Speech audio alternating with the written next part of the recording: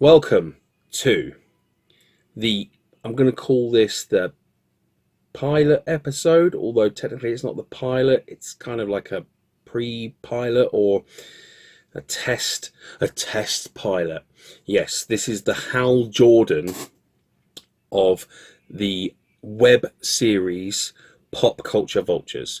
The idea was to get together with my friend, my good buddy Steve, who shares in a love of geek culture with me, and we were going to do a bunch of challenges. We were going to do things like go to car boot sales and charity shops and go hunting for geek culture, pop culture, memorabilia and things, and then bring it back and review it.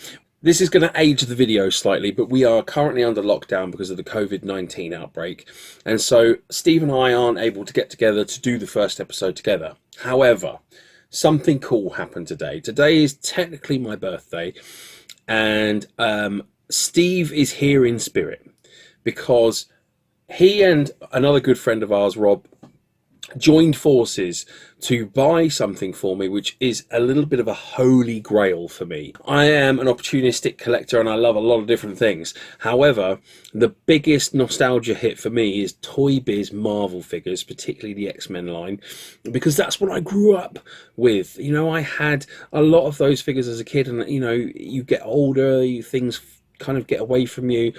But when I started collecting again more in my adult years, I focused my collection on Toy Biz. Something pretty cool happened today. It was delivered to my door, this big box, and I had no idea what it was. I knew my partner was filming me, she wanted to get my reaction. Steve pulled off something pretty phenomenal. He got for me, this is something I've wanted for a while, the XMen Blackbird Jet. Mint in box. Into action with the Blackbird Jet, the X-Men 3-stage fighter. It's a combat command cockpit. It's a land runner. It's an attack glider. Now, as you can see, the box has got a little bit of sun fading. Some of the colours have worn out a little bit. This was originally on sale for £15, and it's mint. It's still inside its original packaging. So I was like in a quandary. I was like, what do I do? You know, I've got a mint in box Blackbird Jet. Do I open this sucker up? Do I let it breathe? Or, you know, do I keep it in the box? Because it's like a car. Once you drive it off the forecourt, the value is halved. So I was like, I don't know what to do. I really don't know what to do. I wanted this toy for so long to add to the collection. I was going to show you here. This is the Toy Biz line that I've been kind of building up.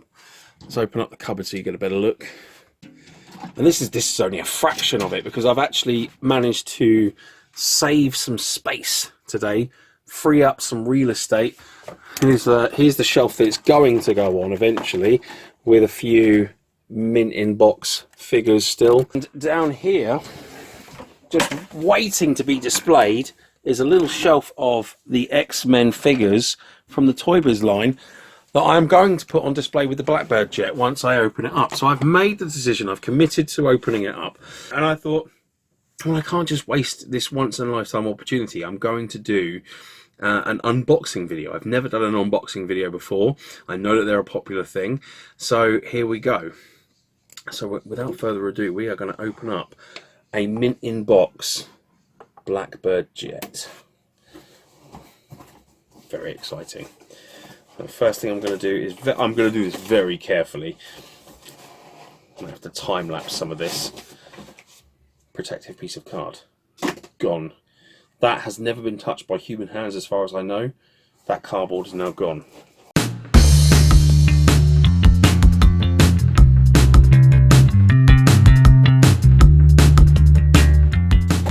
So there she is. Still inside the original packaging. The colours are beautiful. Not a mark on it. Okay, that's the main piece. We will build that in a minute.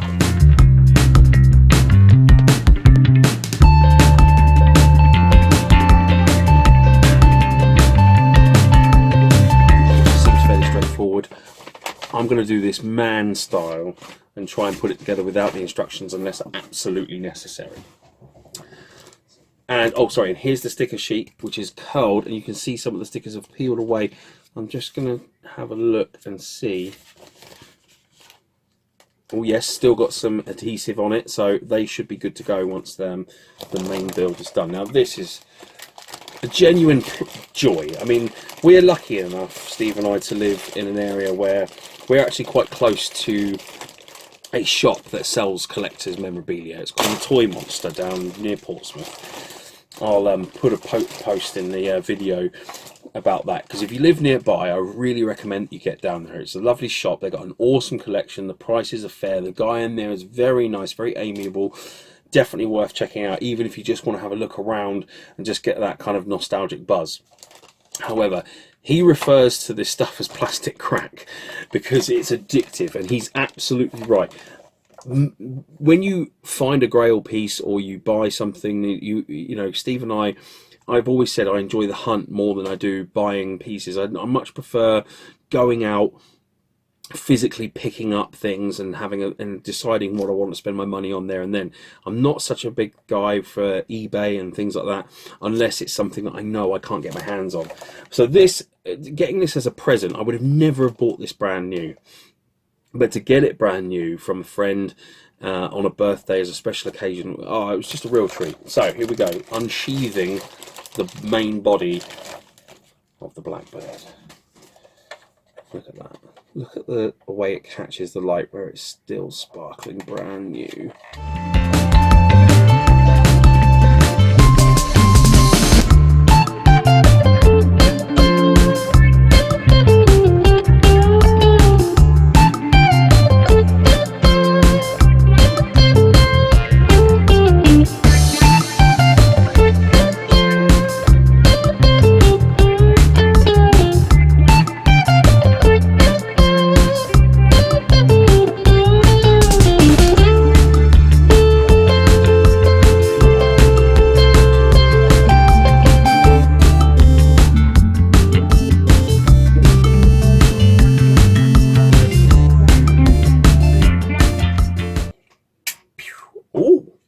Oh, it's got some kick. It's got some kick. We are on to the stickers, and this is where I am going to bust out the instructions because I really don't want to nose the stickers up. I know where a few of the main ones go. There is a number order. You can see all of these stickers are numbered. I don't want to do anything wrong, but I am going to start with the main one, the big one, number 1. Okay, so this is the main console that goes in here. Moment of truth. See if my hands are steadier now than they were when I was 10, 11 years old. Just going to line up the bottom. Okay. So what I've done is I've made my first line there along the bottom, and I'm just going to gingerly kind of a couple of centimeters at a time smooth it down.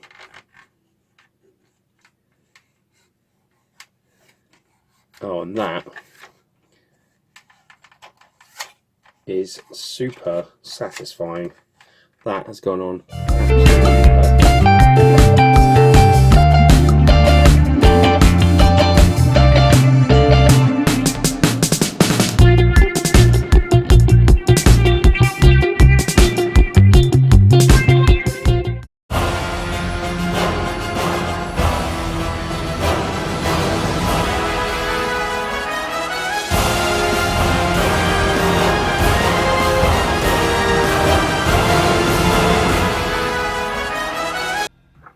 And there she is, in all her glory.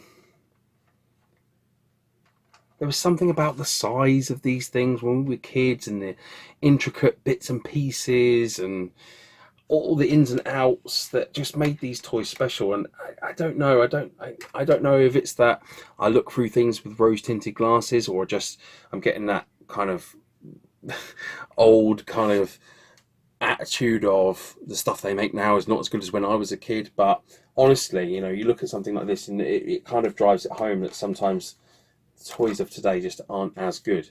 One thing I did notice, anyone out there that is thinking about buying one of these brand new, is still in the box is that some of the stickers, the adhesive is still there, but it's a little bit weak, where I just think it's just been left in the box for a long time, and these things happen. So I'm finding myself smoothing down stickers that I've applied through, already, and I think that's just going to be a little bit a case of a little bit of TLC. It's going to live inside my display cabinet anyway, but I think every now and then I might just have to go in and push these stickers down, smooth them out a little bit more. I really don't want to mess around with adding different adhesives and things to it, and I certainly don't want to customize it. I think this thing is lovely the way it is, so I'm just going to leave it, and as I say, I'm just going to keep a bit of upkeep on it. But this is getting prime real estate now inside that cupboard. And here we go, inside the glass cabinet. My original idea was to try and keep this as one long piece cockpit, midsection, glider, all together but open, so that I could display the figures. But I soon discovered that these wings here are so wide that they will not fit any way, shape or form into this cupboard, so I had to break it down. And actually that was a nice decision in the end, because it meant that you could see Cyclops there in the cockpit, and I was able to display more figures around it. I ended up having to just mainly stick with the heroes, but I did put Sauron in there just so they had someone to fight. So a few of the villains ended up on the lower shelf. This box will be kept, by the way. I never throw away these boxes, because you never know. Even though it's been taken out of the package, having the box does still hold some value. Should I ever decide to sell, it's unlikely, but should I ever do, it will be there. Just want to say a really big thank you again to Steve and Rob for bringing that Holy Grail home, finally putting it in my collection. It's a really nice piece that I've been wanting for a while. It means the world to me that you went out of your way to go and get it for me. Thank you again so much. This video is going to be uploaded to my Carl Atlas Wrestling YouTube channel, as this video is kind of a precursor to what will hopefully become the Pop Culture Vultures YouTube channel. Once this COVID-19 thing is all over, I'm hoping to get out some content with Steve that we do together. But I thought, he's here in spirit, and I'm going to record this like a proper unboxing video, and hopefully it'll come out all right. So please subscribe to the Carl Atlas YouTube channel for now, to keep an ear out for any updates with regarding to the pop culture videos if you liked this content. Cheers.